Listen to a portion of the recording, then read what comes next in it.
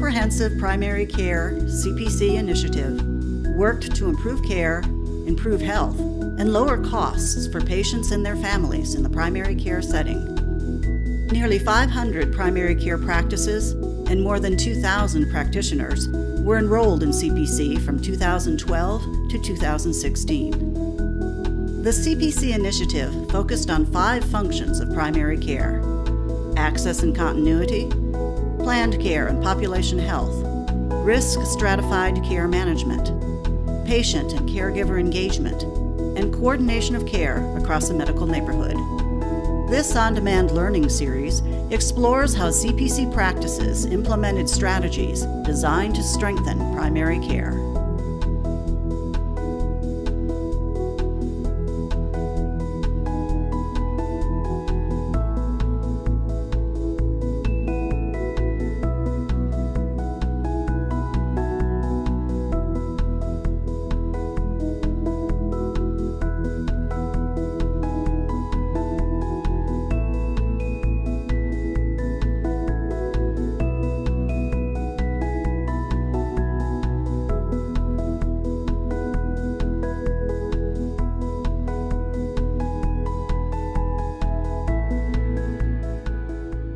I wanted to say that one of the factors that was an impetus for us to do some of this work really arose out of our patient advisory committee meeting, in which our panel members were really interested in communication and coordination of care. They really strongly felt that, as their primary care provider, that we should be a central repository of their medical information and that it should be coordinated through us.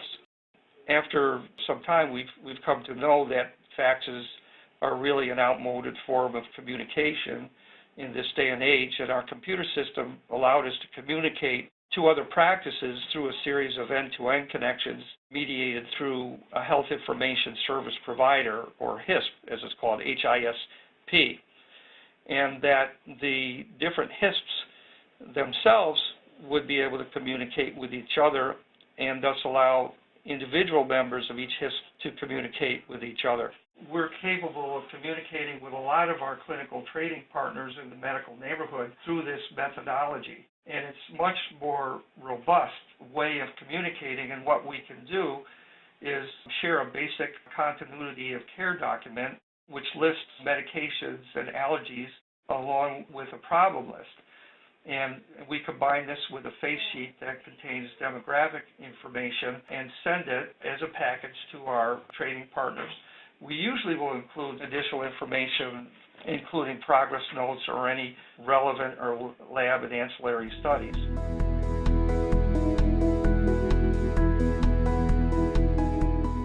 We talked with our electronic medical record vendor.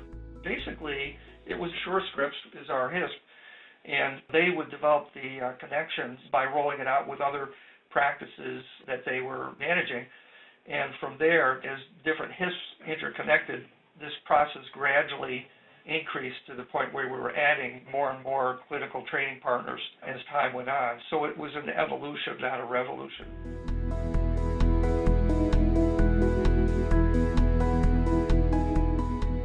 Eventually, we hope to expand this to other hospitals and other medical providers like nursing homes.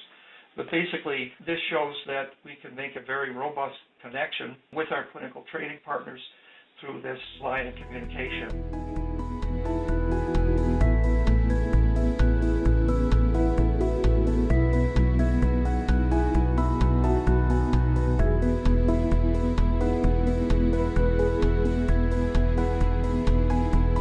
For more information and resources, visit the Comprehensive Primary Care Initiative webpage.